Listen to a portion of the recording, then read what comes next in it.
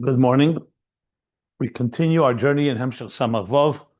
What we began doing yesterday was learning the maamar of the Frierdiker Rebbe, the son of the Rebbe Rashab, as he cites and explains in his own maamar in Yechayeinu miyamayim, and then following that Mayafisa to Maamorim, said in 1930, Tafresh Tzaddik in Chicago, as I mentioned, but published and came out to the public the next year, 1931, Tafresh Tzaddik Aleph.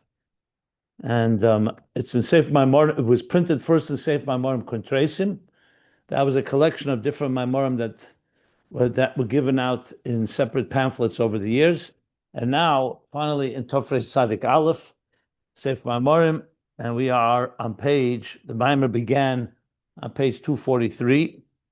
And we reached, and we're at the bottom of 244, Reish Mem Dalet. And this is coming to explain the exact page 14 of Samach Vav, which is talking about, so though the Frierdiker Rebbe began and we learned the meaning of Yechayeinu miyamayim and what means Yom HaShlishi, the three different stages, and then he went into 6,000 years, and then there'll be 1,000 or 2,000 years where the world will change. He asked some questions about it. I'm not going to go over all the details. You can read it yourself. And then he entered into exactly where Samach Vav discusses the idea of Ayin Lo Ro'osoh, Elokim Zulasecha, Yasel Machakaloi. That there's a level that the eye cannot perceive today, only in the future, as we'll learn, and we've already learned, only God. And Yasla Machakalei, however, through our Aveda, we can achieve that, and that's what will be in the future. So he's discussing what is this level called Eden. Made it very clear from the Gemara that it's not the level of Gan Eden. So Adam HaRishon was in Gan Eden, but not Eden itself. And the proof the Gemara brings, V'nar Yetzem Eden, a river flowed from Eden, telling you that, and that irrigated Hishka Sagand, the Gan. So clearly two different entities. So what is this level called Eden?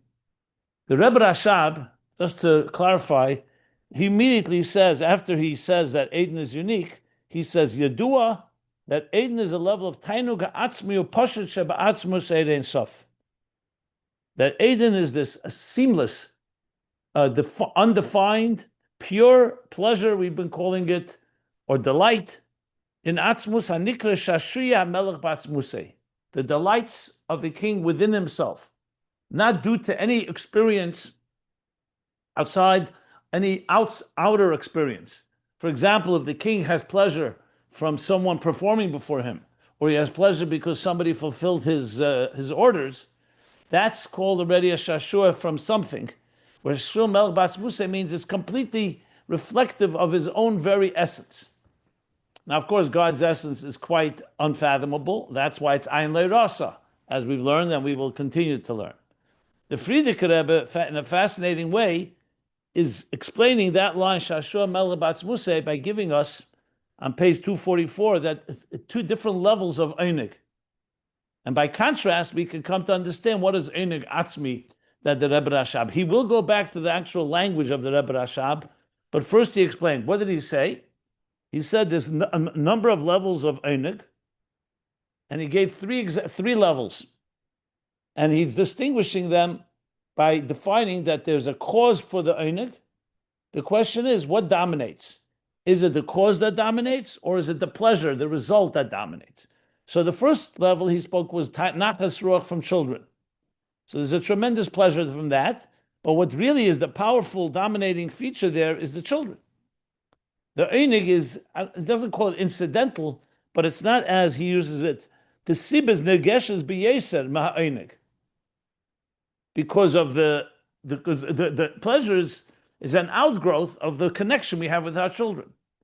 Then he said the next level, he said was like Einig Shabbos. So there's also a cause. Shabbos is the cause, and the result is Einig, but here the Einig is stronger than the cause. Meaning Shabbos is definitely a factor, but it's the pleasure of Shabbos that is the main thing. The way he put it, Sibus einigo Shabbos of la nirgishu eineg atzmei. So therefore, the mesubah of the cause, the effect is more powerful than the cause. And then this leads us to the ultimate, where he says, Yechayeinu gadol yeser shehu atzmei nirgish. It's the only thing that you shehu atzmei nirgish. Hainu shu levadei nirgish. All you feel is the pleasure. The cause is seamlessly so-called absorbed within the pleasure. As he puts it this way, that Yechayeinu gadol etzem the mesubah v'alein. The sibah and the mesubav are like ke'echad mamish, are literally like one. And he gave the example for this, k'may eineg hachayis. Masha odam chay, das was the mensch feelt as lebt. The very sense that a person feels that they live. Now remember, it's a sensation that doesn't really have a sensation. But there is a tremendous satisfaction with the fact that a person is alive. I read it again. He's not talking about a state of simcha, a joy, of a particular expression of it. He's talking about purely the taanug from the taanug atzmi, from life itself. And goes on to explain that even though there's a reason, but the reason is not felt, only the einig is felt. So you just feel you're alive. There's a certain sense of satisfaction. Pleasure may not be the right word, because pleasure for us is more like a verb. I want to talk about that in a moment. And he distinguishes between the different pleasures, these three different types of pleasure, with the last one he calls einig atzmi. That's what he calls it. The einig atzmi is that the others are subject to changes. Chilufei yazmanim v'shinui itim. They're subject to different times and different periods and different states. Sometimes it's more intense, sometimes less intense. Tluim b'zman hamokim. And you cannot compare the pleasure of a pauper to the pleasure of a rich person, or the pauper, or the pleasure of a balei seichel, intelligent people and simpler people. Mashenkin einig zeh, this highest level, einig atzmi, ein beishinuyim, ve'ein toli lebezman v'lebemokim. V'shushui v'hu shashuya adam be'etzem chayusei. So he's using the word shashuya. In the nimshal is going to be shashuya melech batzmusei, but here it's an example of a human pleasure. Is the shashuya, the delight of the person, the very fact that he's alive. And that's where we stopped. So I just wanted to add, though I did explain it yesterday, I wanted to add one more thing.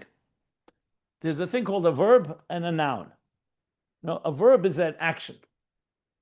Someone says, I am any active experience. It's an experience. A noun is a state of being. So I would say another way of explaining the difference between these levels of einig is the first two is a verb. It's an experience. The experience of pleasure that one has when he's enjoying their children. Nachas ruach. It's a deep pleasure, but it's more of an experience. And that's why you sense it, and you sense, of course, the cause is very dominant. Shabbos also is an experience. Whereas the third level is a state of being. It's who you are.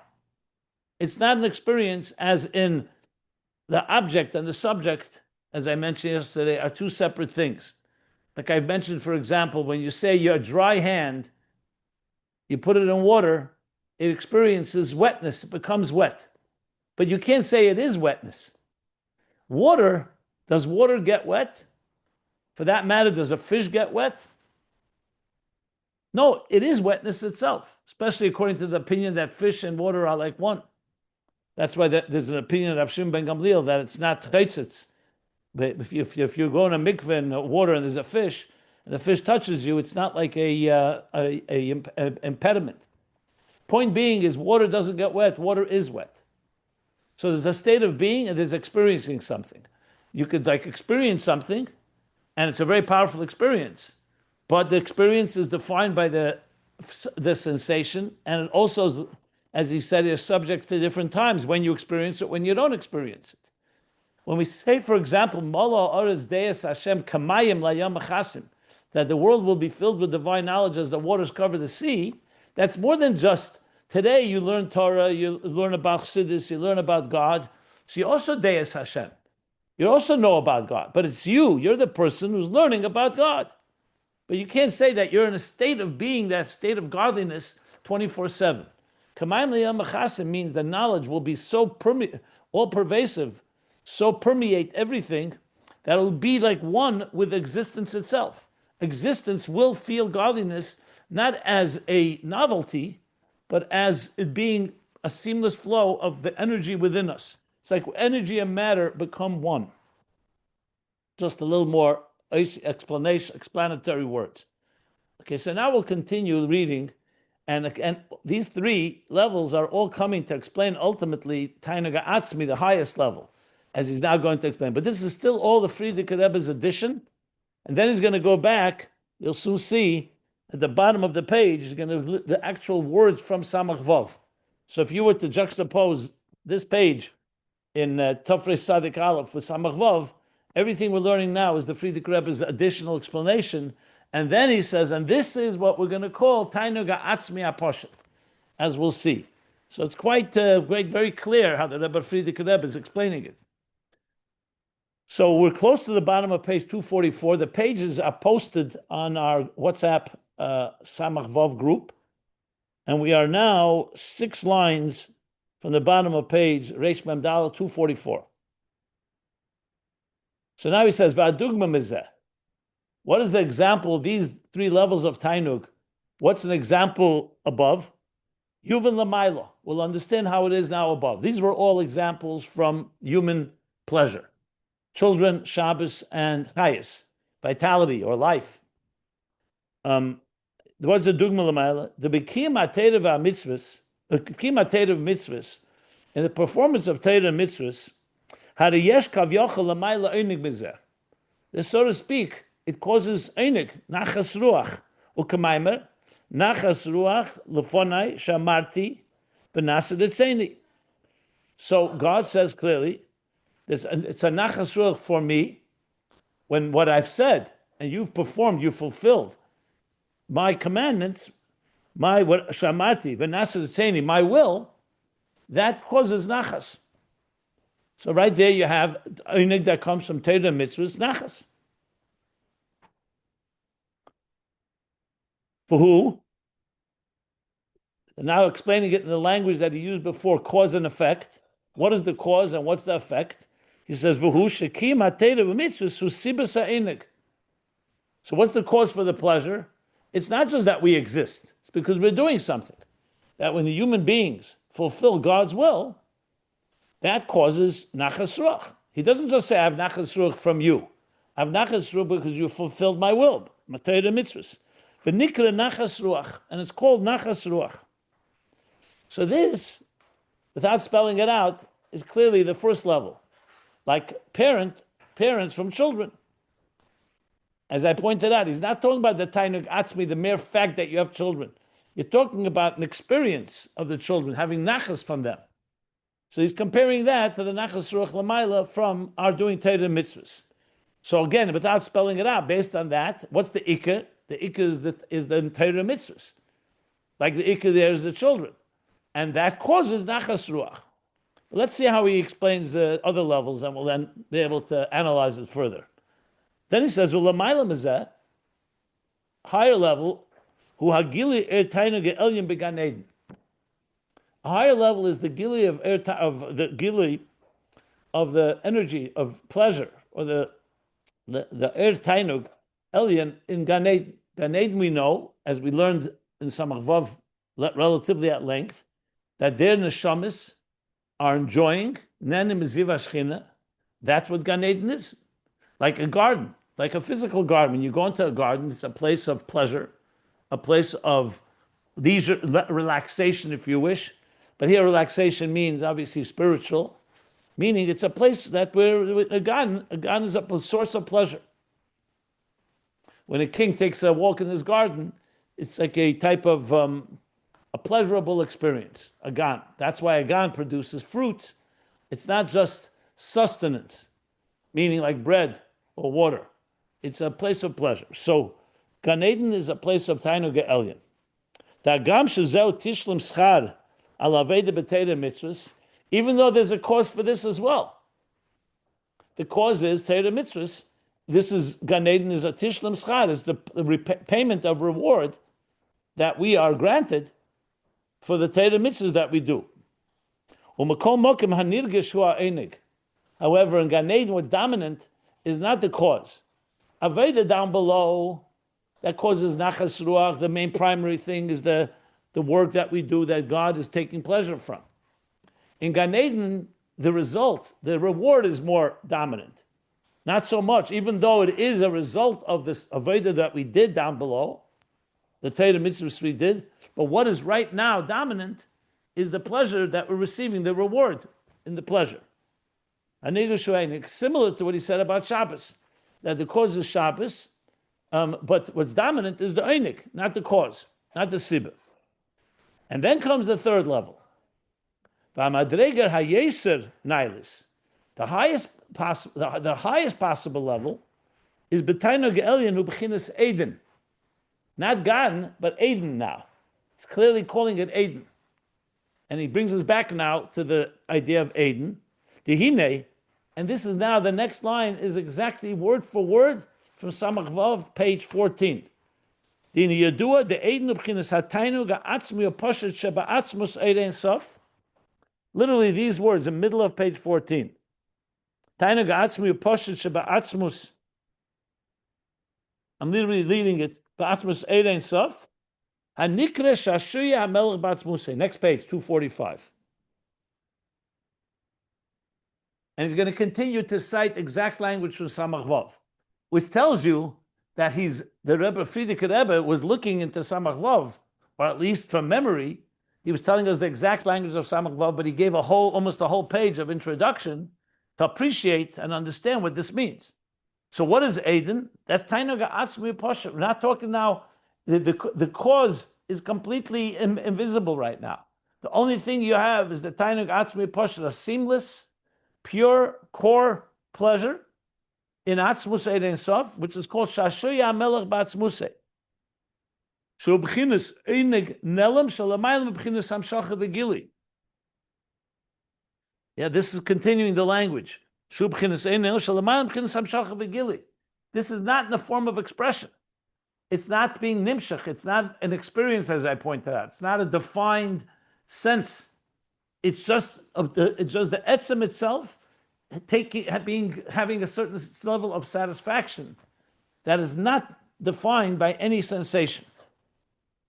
That's the best way I can define beyond hamshacha v'gili. We discussed it at length when we learned it in Samach Vav on page 14. Shalamayla b'chinas hamshacha v'gili. Shal zeh nemar. And this is the level that it says, Ayin Lo Ro'osoh lekim zulasecha. That no eye can see except God. Besides God, zulasecha, besides God, no eye can fathom and perceive this level.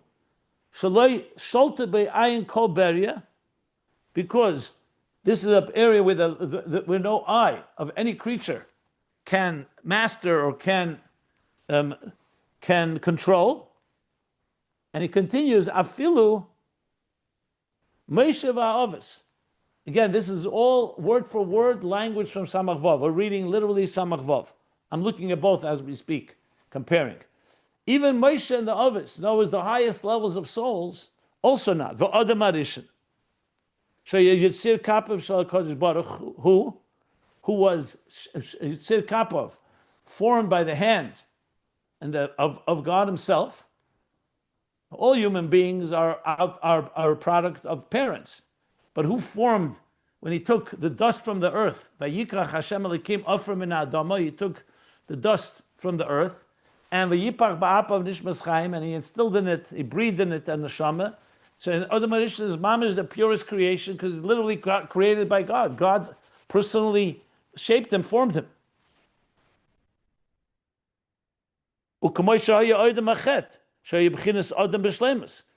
And we're talking here as he was before any chet, meaning as he was created, where he was Adam b'shleimus, he was the quintessential man, the quintessential human being.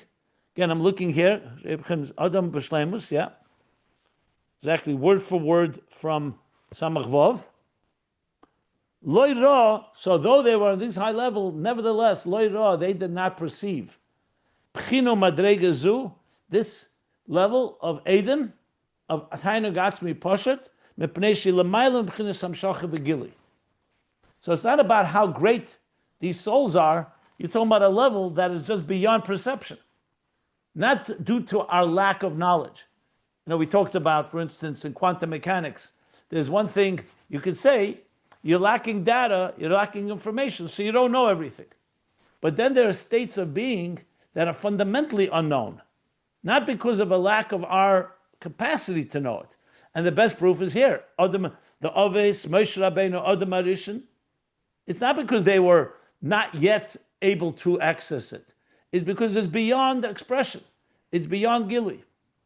This is very much connected to this year's chapter in Basel Legani, chapter 16, the class I gave last week on it, where we titled it actually, what did I title it? Revealing the Unrevealable. That it's actually something that's fundamentally unrevealable. Why? Because it's an etzem. It's not subject to Helam and Gili. Like we've discussed, there are things that don't have to be experienced for them to be real. You don't have to be conscious of it. You don't have to be aware of it. It's a taanug atzmi. And that's what this level is. The reason we can experience the La'asad love is because Nesava Kadosh Baruch Hu on that level, he wants a dirah b'tachteinim. So therefore, for the Netzach and HaMelchama, as he puts it in Basel Legani, he then reveals even this unrevealable. But that's like, in a way, a paradox. It's not because it's suddenly subject to revelation. It's because God is allowing the power, through our avodah, we can achieve something that is essentially not even rational and logical. It's super rational. We'll talk about that more later. But for now, bottom line is Ayin Lo Ro'osoh. It's completely beyond expression. And I'm looking, I want to see here.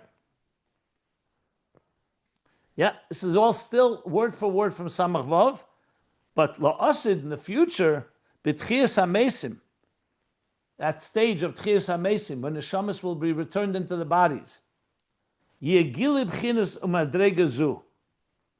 Then there will be the revelation of this level. The La'asid yeh his galus. Here it's interesting. Here he says his galus b'chinas ha'atzmus mamish.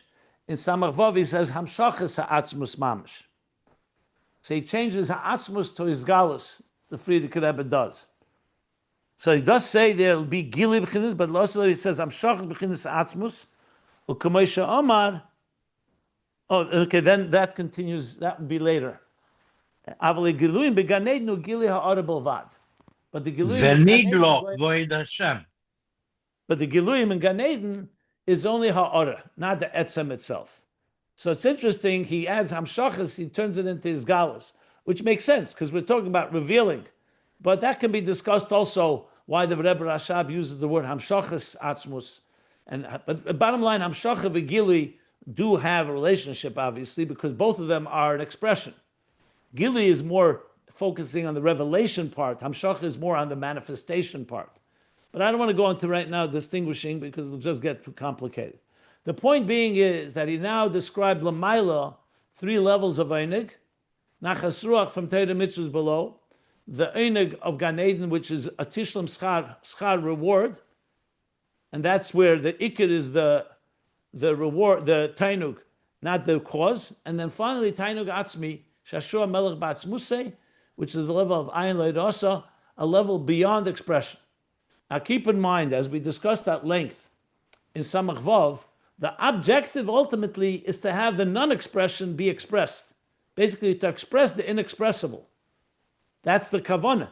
When God says, I want, desire, adir alei is baruch b'tachteinim, if you think about the words, what does that mean? Atzmus is beyond tachteinim and elyenim. And yet, where does he want a home for his etzem? Dafkin tachteinim. Tachteinim is defined by Giluyim. That's why it's called Tachteinim. It's the lowest level of revelation. It's the darkest world, as the Alter Rebbe explains in Tanya. So ultimately, he wants the inexpressible expressed. That's why we need the whole Seder Ishtalshlus. We need all the Giluyim, as we discussed. That's why Gan Eden is so critical. And we have to go through all these levels, because it's not enough just to have an experience of the etzem. With that case, just by creating existence, and you can say the etzem and neshama is there, but that's not the goal. The goal is to express it to express the inexpressible in a world of expression and a world of hamshacha and gili. as we elaborated, and we're going to learn a lot more about this in Samach Vav later, as he continues to develop the theme of how our Aveda is mamshich the highest levels, as he began the first maamar of Samach Vav right away. So what we have here is this last paragraph is an explanation by using these three levels of einig that are much more. The first two are more manifest in Gilui and Amshacha, and you feel that to the point one you feel the actual cause more than even the einig. The second you feel the einig more than the cause, but there's still a cause and an effect. And then finally, where it becomes literally like one. So the example of einig of chayis, of the satisfaction that a person has of life itself, is a dugma. It's only an example of the shashrei melech batzmusei, that is the level of the highest level of einig lamayla, that's not bound by any particular experience, and definitely not by any definition or expression. And even the cause is not something that is obvious, because it's all, like he said earlier, all joined as one. The only thing that's being experienced is atzmus's taanug, not even the cause that brought that taanug, which is Torah and Mitzvos down below. We know that is coming from there. But here we're talking about Shashua Melech Batzmusei, like he said, without any. Now he doesn't spell out clearly that is the cause is Torah and Mitzvos. I'm saying even if you were to explain that Torah and Mitzvos reaches that level, but the focus here is on Atzmus's taanug, not on what is leading to it.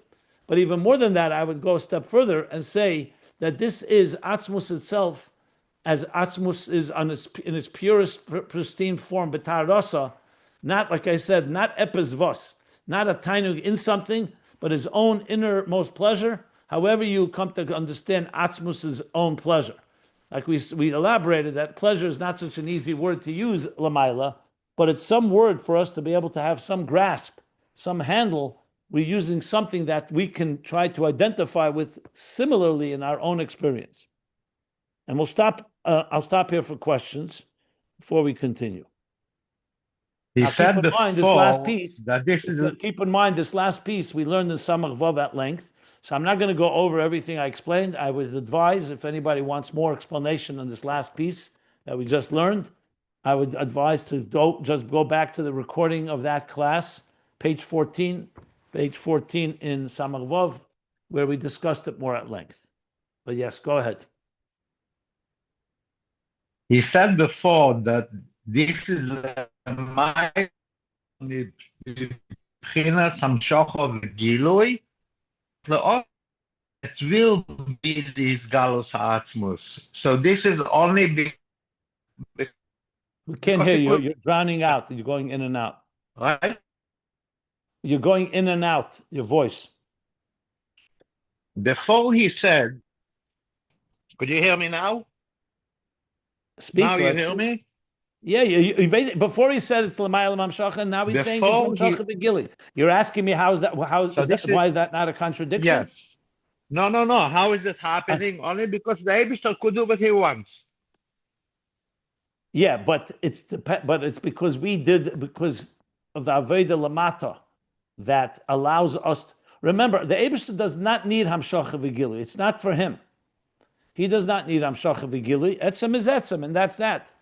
But we live in a world of giluyim. So through our Aveda, when we get refined enough, we can experience not just giluyim of Seder Shtalshlus or L'maylam is Seder Shtalshlus, Gan Eden, Ha'ora, we can actually experience the etzem itself. But it is, of course it's Koyach Atzmus, because Atzmus is higher than Helam and Gilui altogether. But it is ultimately our experience. And that, of course, as the Rebbe explains, that Giluyim is Negei and Atzmus too. But that's the point, Thank you. It's Nis'aver, behemshech to what you said, because this is his Nis'aver. That's why the Aveda is dos poel. Yeah. Yes. Correct. I don't know if you're willing to go there because you just said you don't want to. I'll just say one more thing. 1 second. One more thing. If you remember in the first maamar of Samach Vav, he explained the other reasons that it says in Eitz Chaim and Zohar that it's in order to reveal God's keiches, God's potential, God's capacity, or begin dishtamudim be or lay. in order to know him, those are logical reasons. That would be like, for example, let's say a brilliant teacher. He opens up a school, and one of his objectives is, his main objective is that he should reveal his brilliance, his genius. So he has students, and he's teaching. Obviously, they'll benefit from it. But the main thing, that makes sense. A person, I'm not talking now mitzad ego or arrogance, just the idea makes sense that you do something in order to actualize potential. But he explained clearly that you can't say that about Atzmus. Because Atzmus, first of all, he's not lacking anything. In the human world, if you don't actualize potential, you don't have anything. Someone will say, I have the potential to do something. They'll say, well, if you want to do it, build a business and actualize it, execute.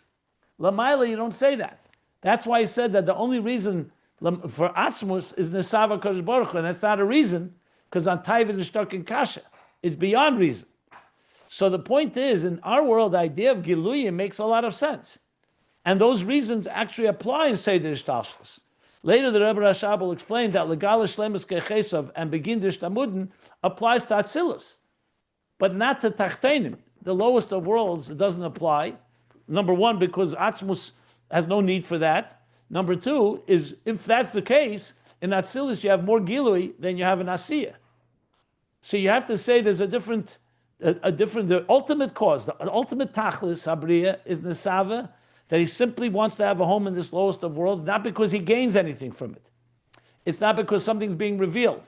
It's an atzmi, an etzem, being expressed in existence, or what I've referred to, built in Metzias Nimtza, which is atzmus, being expressed in Metzias Nimtza.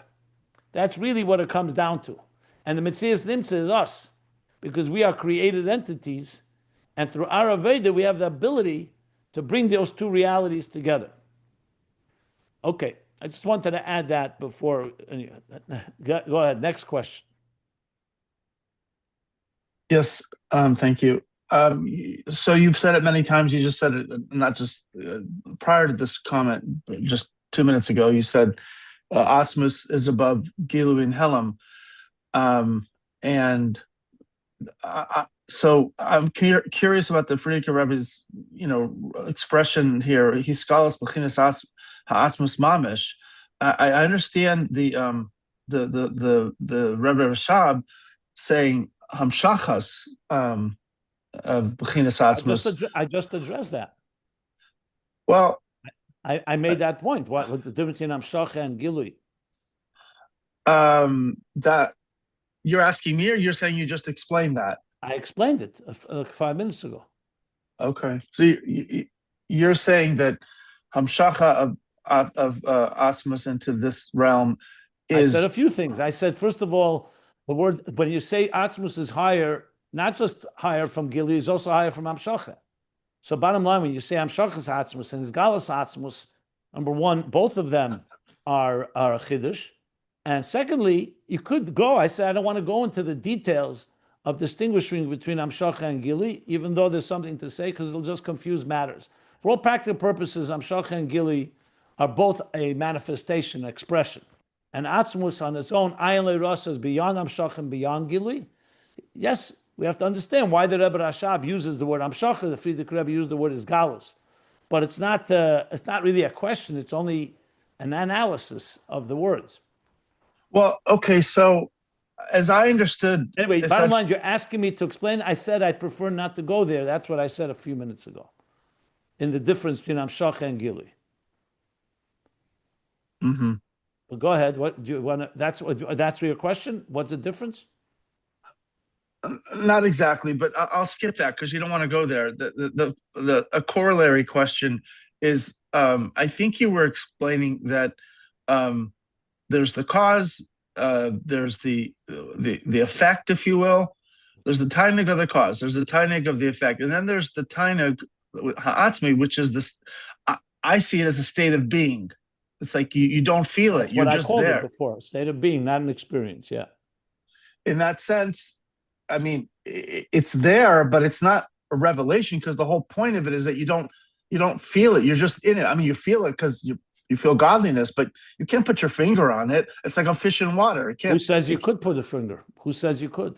Well, that would mean that there's a revelation of something that, like, almost as if you could. What I call expressing the inexpressible, revealing the unrevealable. So it's a paradox. Yeah. But that's why Avodas Ha'adam, our work in this darkest of world, has the power to access that ability to bring the ultimate experiences, the ultimate essence and truths that are unrevealable in an expressed fashion. Yes, it's a paradox from our point of view. Okay. I'll just leave it at that. Thank you. And I've said many times that these ideas are not going to be understood really unless you can experience something of it in your own personal life. And it's probably going to be very hard for most people to experience this because we have difficulty enough with experiencing Giluyim of Elikus. Like I said, that Alter Rebbe trembled when he just said Atzilus. So I would say, without really understanding taanug of Gan Eden and the taanug of Giluyim, it's going to be very, very difficult to really internalize. I don't just mean in an abstract way, this level of taanug atzmi. The Rebbe Rashab and the Frierdiker Rebbe are explaining it because it's a true level. But if you start personalizing it, each one of us, you have to understand what Giluyim are and the highest level of Giluyim. We're talking about level here that is higher than even Ein Sof before the Tzimtzum. Ein Sof before the Tzimtzum did not leave room for existence. We're existence. So even talking about Ein Sof before the Tzimtzum is quite elusive. Here we're talking about Atzmi and so on. Yet Chassidus does enter that zone and is giving us examples. That's why I think the example of Chayes Ha'adam is critical, because the Frierdiker Rebbe is adding an example that we can somewhat relate to, because it's in our lives. We have Chayes, and you begin to understand that there are experiences that are beyond experiences. And that's that. It's inexpressible, but I think we shouldn't talk about it in mechanical ways, like you say. Is it revealed or is it not revealed?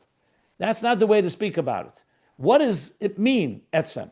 If you can understand what etzem means, that already is an experience. The mere fact that you understand that there's something that cannot be experienced is also an experience. So really what the goal here is not to try to bring atzmus on our terms, or bring atzmus down to our level, because then it's not atzmus. It's for us to lift ourselves through bittul and total absorption to an experience that's beyond experience, to an etzem. So we have some examples, the etzem achayis, what he called chayis. Other examples. I've been giving many, many examples about being absorbed when you're in the zone. Remember the example of a song, reading a book, when something you're completely in awe of. Why do I use those examples? Because without that, we have nothing to work with. So you have to find in your life, instead of asking yourself the question, what does it mean that something is not Hamshach V'Gili, and then you say it is Hamshach V'Gili, you have to also remember that's La'asad Lavi. We're not La'asad Lavi today. If it's not La'asad Lavi, then can we really experience a La'asad Lavi before La'asad Lavi comes? We're told words, but yet we still have examples of it and a taste of it. So you have to find in your life areas where you have so much bittul, you don't even feel your identity anymore. One example would be when you're completely absorbed and mesmerized by a song, completely captivates you, and you don't even feel your body, you don't even feel you're hearing a song, you're just in a different time and place. And as soon as you begin to become conscious of yourself, you lose it. You don't have that atzmi. So the atzmi, you have to completely be gone, but it's still an experience. You still can say, you know what? I had a moment where I was completely transported to another time and place, and I didn't even notice it. I didn't even feel hunger. I didn't feel tired. A whole night went by, but I was so absorbed. That's what means a state of being, that water does not get wet, because water is wet. It's not just experiencing godliness, but it's being godliness. And that is a deep level. So we have to find examples again in ourselves. And I keep giving human examples. I would recommend, whenever you're confused by this matter, I'm saying this to everybody in the class because different questions have come up many times about this. Go back to the mashalim that I've given, or find your own mashal. But don't ask the question from the nimshal. It's very difficult to talk about it on atzmus level. Find an example of being in the zone where object and subject have dissolved into one, and you don't even feel the experience. And as soon as you do feel it, it's no longer the experience.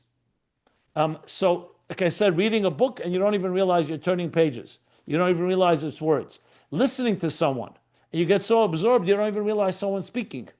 And you just become one with the experience.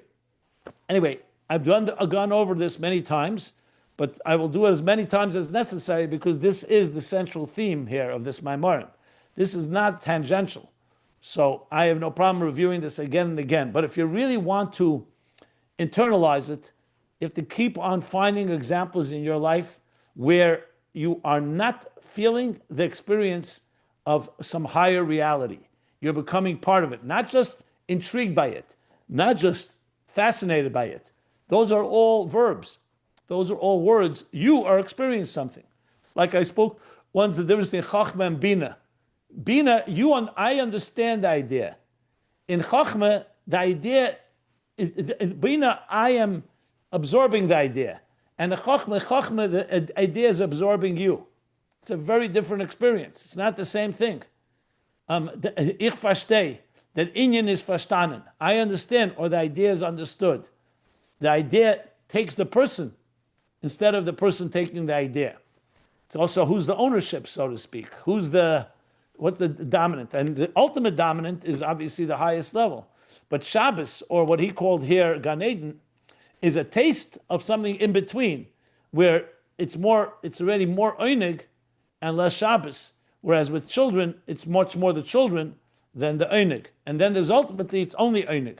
And the subject or the cause is completely dissolved into the experience itself. Okay. I hope that helped.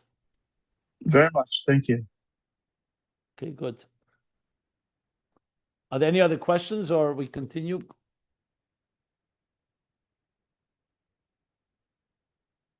Obira Inyanhu, the next paragraph. So now we're going back to Frierdiker Rebbe's language. I pointed out basically the last line on 244 and the first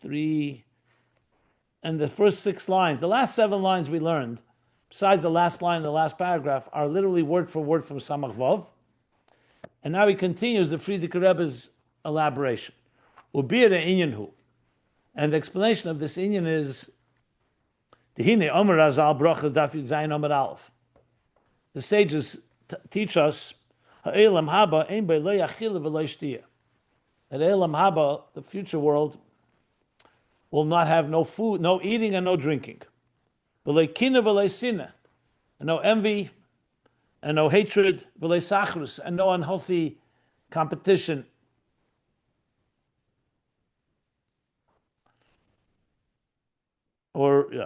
Elo, what does the Gemara conclude? Tzadikim yeshvim, tzadikim will be settled, vatreseim beresheim, and the crowns on their heads, v'nenim beziv hashchina, and there'll be nena, take pleasure, take delight and joy from the reflection of the Shechina.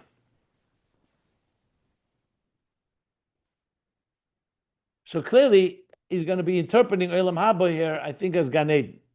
Shekol inyan hagili beGan Eden. This is telling us that the entire gili in Gan Eden, Olam Haba is in Gan Eden, Masha neshamas mekablim achshav.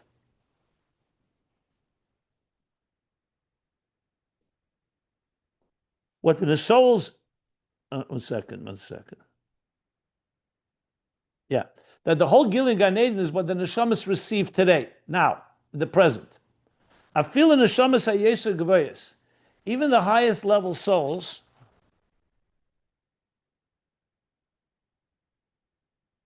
that they're enjoying and taking pleasure in the Ziv Hashchina, Shehu B'chinas Ha'ara Ba'alma. Ziv is another word for reflection. It's only a reflection. Mibchinas taanug hanela ma'atzmi. From the hidden core pleasure that we've been talking about, Eden. So Gan Eden is only a reflection of it. Shenimshach ha'yidei ribui tzimtzumim The halomas biyeridas hamadregas. So now he's going, let me see here. No question, this is some of the ideas in Samach Vav. So the Giluyim in Gan Eden, which are reflection, manifest through a multitude of diminishments and concealments, biyeridas v'hamshachas, as it descends, and it's nimshach, and it manifests. I'm sorry, it doesn't say nimshach. That's nimshach deribit tzimtzum v'alamas biyeridas hamadregas, as it descends through the gradations of the levels of existence. Why do you need these tzimtzum? In order for the neshamas to be capable and able to contain and receive this because if you didn't have that, then it would be overwhelming. So the reflections that we experience in Gan Eden, all levels, are essentially a diminished flow or a directed or regulated flow. Maybe is the best way to put it, regulated or filtered. V'hu inyan hanohar, and that indeed is the river.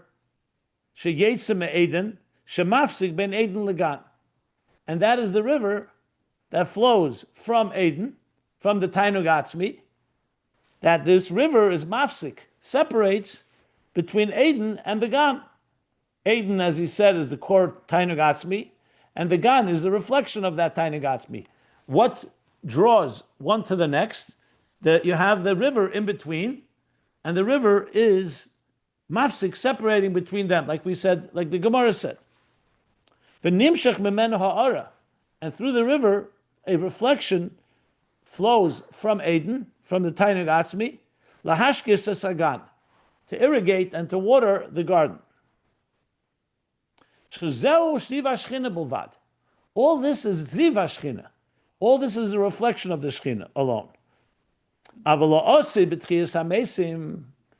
he's going back to taanug atzmi, but the future tchiyas hamesim, which is much a whole other level, not Gan Eden. Hamesim yavoy legili b'chinas Eden atzmei. He says here clearly, but tchiyas hamesim. I'm sorry, I didn't read it right. Losei b'tchiyas hamesim yavoy legili b'chinas Eden atzmei. That's when they'll come to the level of Eden itself.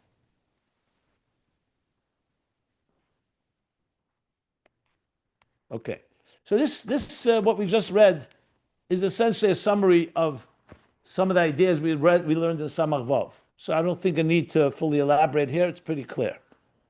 But he continues. So the Gilui Ha'eden Atzmoi will be b'schias hamesim immediately, right away when it will happen. It will happen in the Tkufa Rishayno. Tchiyas hamesim is not the Tkufa Rishayna. Tchiyas hamesim is the Tkufa Shniya. No, the first thing will be Tchiyas hamesim. No, the first thing will be Yemesa Mashiach and no changes in nature, the Rambam says.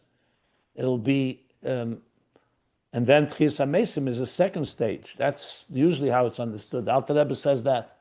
In the Ger Sakedah, Samach Vav, there are many but it places said that that Tchiyas discuss that. hamesim will be before the year 6000. It will take 40 years before the year 6000. Where does it say that?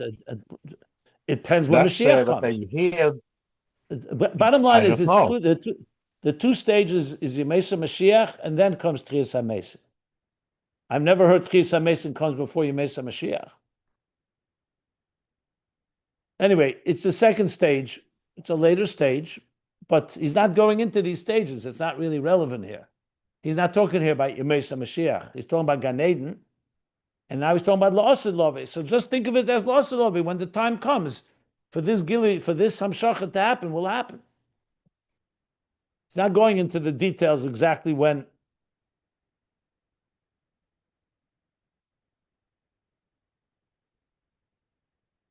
Look, there are a bunch of sikhs that talk about the stages. If you know the Rebbe's long letter in Shuvas B'Yurim, printed in Igles now, is a long letter where he talks about the three tkufas of today, Mashiach, Yemesa Mashiach, and Tchiyas hamesim. If you look there, you can find much more details about the levels, the different stages, rather. Ubezeh yuvan, and with this we'll understand Masha Amru Razal, what the Razal say, Brachas Daf Lamed Daled Amud Beis. Kol Hanavim le'nisnavu ela li'meisa Mashiach, that all the prophets, they did not prophesy, all their prophecies, they did not prophesy only regarding the days of Mashiach. Aval Eden, Ayin Lo Ro'osoh. But Eden they did not prophesy about, as we learned earlier, because it's Ayin Lo Ro'osoh. No eye can fathom it. The Nevi'ah su inyan hagilui. Prophecy is a gilui, a high level of revelation. The Novi inyan gilui, masha megala es ha'osid liyos. What is a Novi? A Novi is revealing the future, what the future brings. That's a revelation. V'chol gili hu eina etzem hadover u'muhusei. And every gili is not the etzem hadover u'muhusei. A gili is an expression of something. It's the revelation of something. So it's not the core essence of it, and the core personality. Elarak ha'ora bilvad. Only a reflection. V'yemesa Mashiach higam ken ha'ora. So here he is actually referring to Yemesa Mashiach. I said he doesn't discuss it. Here he does discuss it. Rebbe Rashab didn't discuss it. Here he does. So Yemesa Mashiach, which is the stage after Golus, like the Rambam Paskins. Once he builds the Beis Hamikdash Hashlishi, Kibbutz Goliath, but nothing necessarily will change in the course of nature. In other words, it's not Tchias HaMesim yet. So Yemesa Mashiach, he says, is also ha'ora. Ela she'ora nailis yeset. However, it's a very high reflection, a much higher reflection. That's why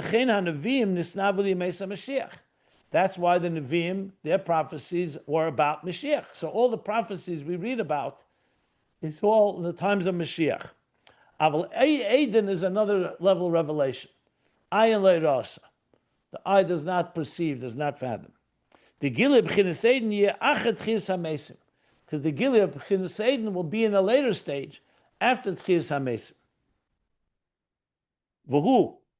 And now he's going into something we already learned in the Samach Vav. He's going to explain that this is going to be when the river is being pierced.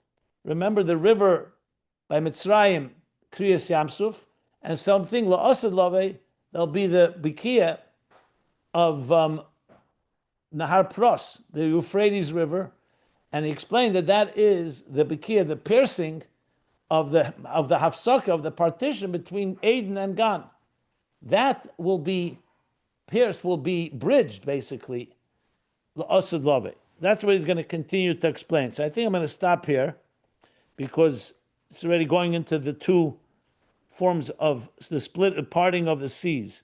First of the Kriyas Yamsuf, before Matan Torah, and the other is Nahar Pros, which is, let's see,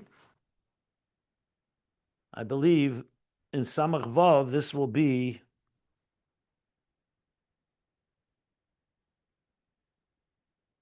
did we learn it earlier or later?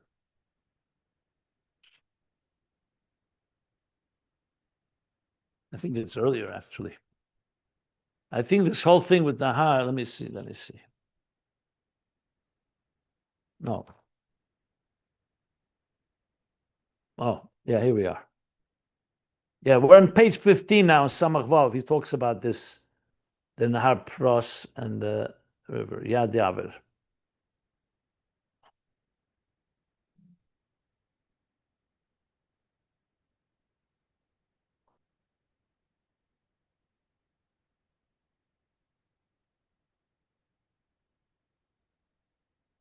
Okay, I'm going to stop here. Are there any questions? Any other questions?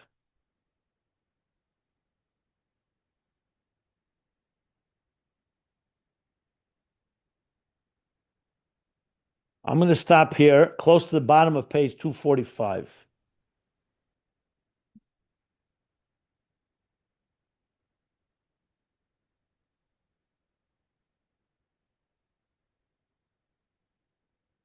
Okay, good.